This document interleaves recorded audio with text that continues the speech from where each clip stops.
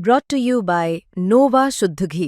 जब जब खाए दिल खुश हो जाए, सदियों का नोवा शुद्ध देसी घी, सपना स्वस्थ भारत का। I love घी घी घी घी घी घी। चांद तुझी से मिलने आया, अपनी छत पर जाकर देख। छत पर जाकर ये कैंडिडेट देखेंगे तो कौन कौन नजर आएगा, इस पर बात करेंगे आज।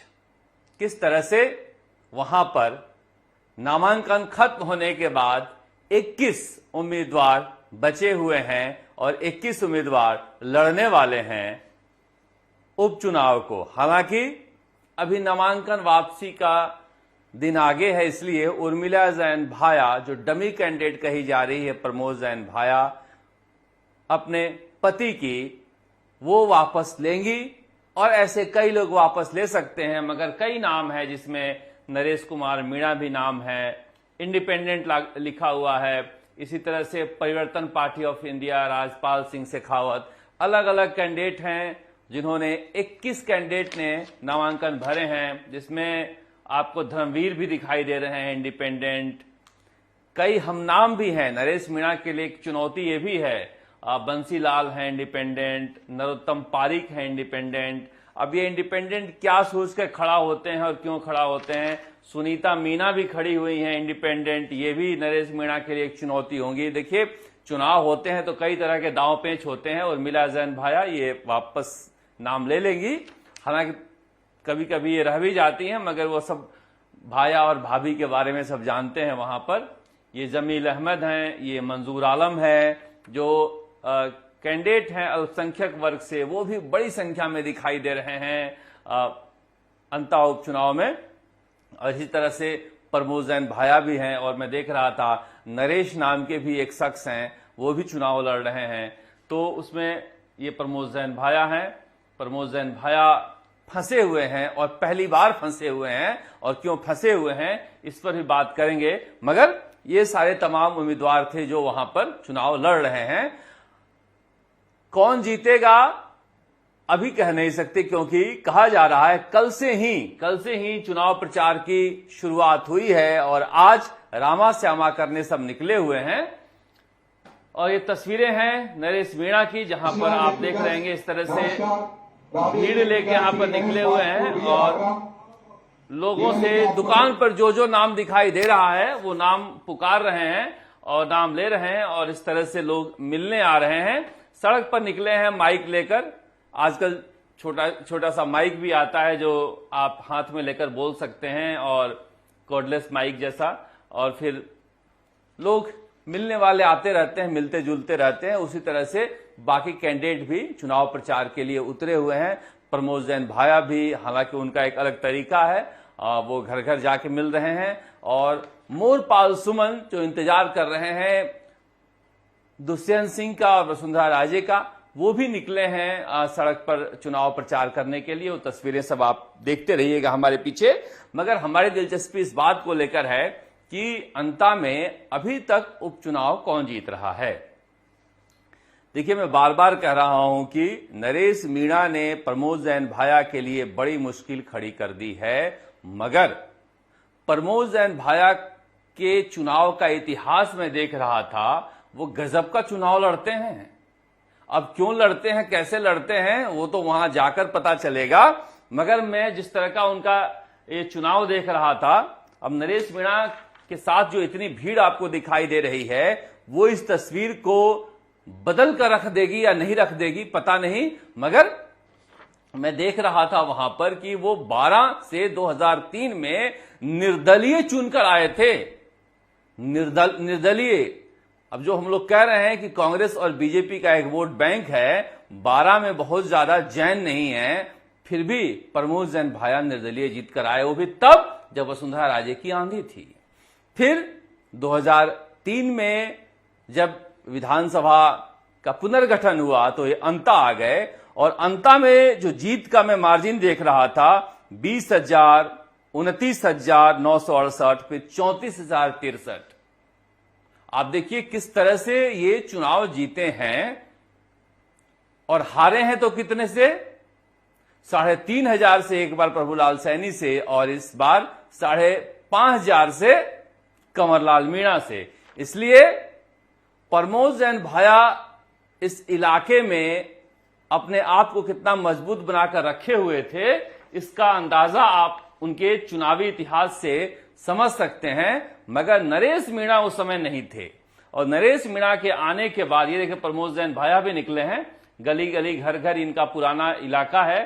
देखिए 20-25 साल से किसी इलाके में रहिए तो वहां भी एक मिजाज बन ही जाता है। अब आप कहेंगे कि जैसा कि जातीय अंकगणित बताते हैं नरेश मीणा, जातीय अंकगणित को छोड़ दे भी तो वहां पर इनके अब सपोर्टर बहुत सारे हैं जो वहां पर दिखाई देते हैं। और मोरपाल सुमन की भी यही स्थिति है। मोरपाल सुमन की स्थिति इसलिए अच्छी कह रहा हूं मैं कि बीजेपी का एक अपना वोट बैंक है, चाहे वो धाकड़ वोट बैंक हो, ब्राह्मण हो, राजपूत हो या दूसरी ओबीसी जातियां हो, इसलिए वो एक मजबूत कैंडिडेट के रूप में है। पर नरेश मीणा चुनाव जीत सकते हैं, और जीत सकते हैं तो कैसे जीत सकते हैं कि उनको पूरा का पूरा मीणा वोट बैंक मिले, और उसके अलावा धाकड़ समुदाय में वो धाकड़ सेंध लगा पाए।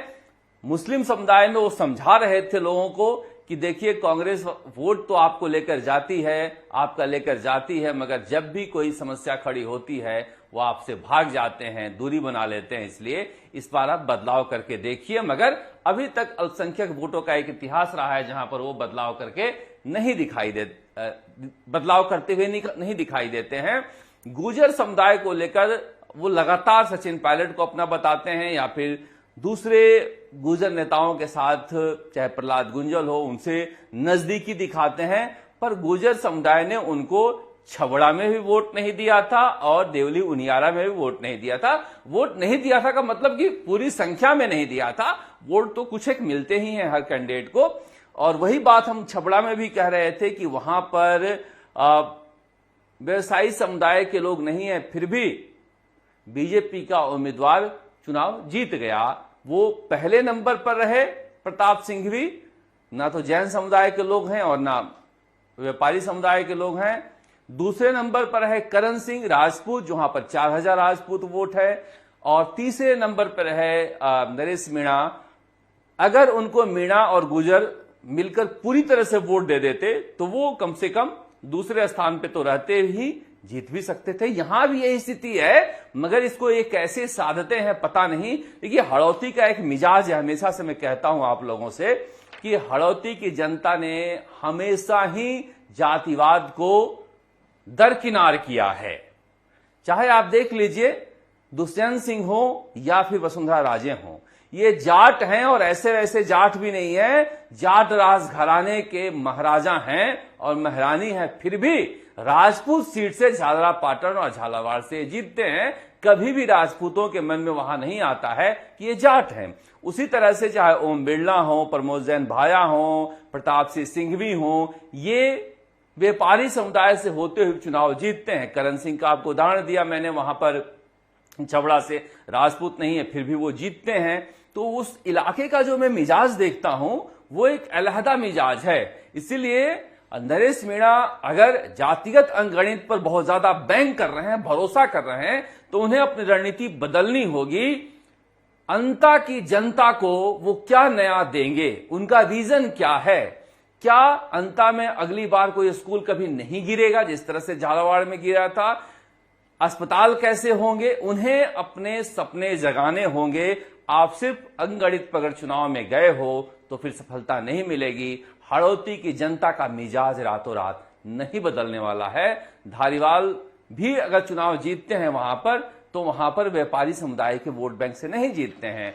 इसलिए उन्हें अपने तरीके को बदलना होगा अगर हड़ौती में राजनीति करनी है। आप अगर जातीय संघर्ष पर वहां चुनाव को ले जाना चाहते हो तो कम से कम उस इलाके के मिजाज को समझते हुए मुझे लगता है कि 15 से 20 साल का वक्त लग सकता है। तभी मैं कह रहा हूं कि प्रमोद जैन भाया इतनी सुकून से इसलिए हैं कि पिछली बार महज 5800 से हारे थे, जबकि मीणा कैंडिडेट था। उससे पहले ये 34,064 वोट से जीते थे। उससे पहले प्रभुलाल सैनी से मात्र 3,500 वोट से हारे थे और जीते कितने से थे? 29,968। तो आप जीत के इस मार्जिन को देखिए, उनके हार के मार्जिन को देखिए, उसमें जगह बनानी है नरेश मीणा को, और उसमें जगह कैसे बनेगी इस रणनीति पर काम करना होगा, न कि केवल अंकगणित पर। मैं फिर दोहराता हूं, जो बार बार दोहराता हूं, राजनीति में 1 और 1 2 नहीं होते, 1 और 1 3 भी होते हैं। अब आप अपना अकल लगाते रहिए कि 1 और 1 3 कैसे होता है, मगर ये राजनीति में होता है। ये चुनाव प्रचार का उनका है, और मोरपाल सुमन का भी यही स्थिति है। देखिए, वहां पर जब बूंदी के इलाके से प्रभुलाल सैनी गए थे तो उनके लिए नया इलाका था, और उन्हें लगा कि वसुंधरा राजे ने उन्हें बलि का बकरा बना दिया है, फिर भी प्रमोद जमधाया से वो जीत गए। कंवर लाल मीणा के बारे में हम लोगों ने कहा कि समझौता हो गया है भाया और वसुंधरा राजे में, तभी ये झालावाड़ से लेकर आई है कैंडिडेट को, मगर वो जीत गए। तो मोरपाल सुमन के लिए भी यही स्थिति है। वहां पर बीजेपी का एक साइलेंट वोट बैंक है, और दुष्यंत सिंह वसुंधरा राजे भी उस इलाके को बेहतर तरीके से जानते हैं।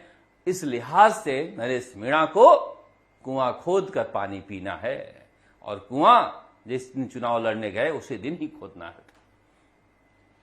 आपने तीनों नेताओं की तस्वीर देखी बारी बारी से चुनाव प्रचार करते हुए, और बड़े नेताओं का इंतजार है।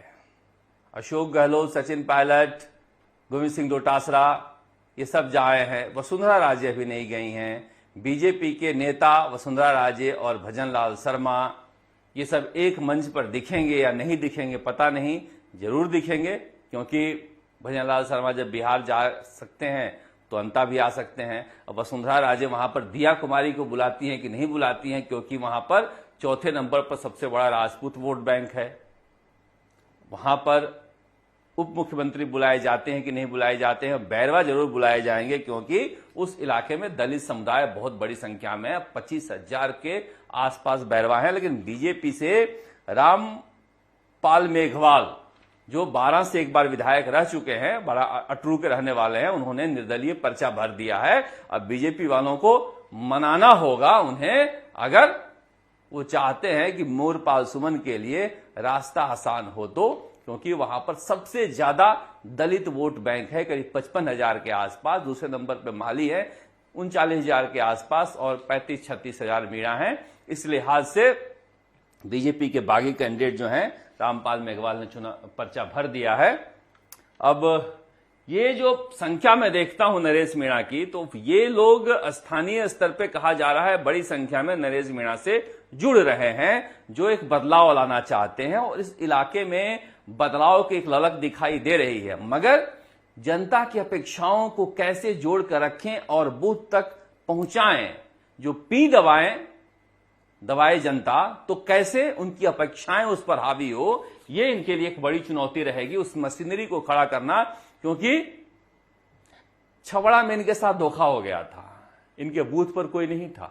और इस बार मैं जब यहां पर देवली उनियारा में उपचुनाव हो रहा था, तो देवली में था मैं, और देवली में मैं जब देखा तो वहां देखा नरेश मीणा का कोई एजेंट ही वहां नहीं बैठा है।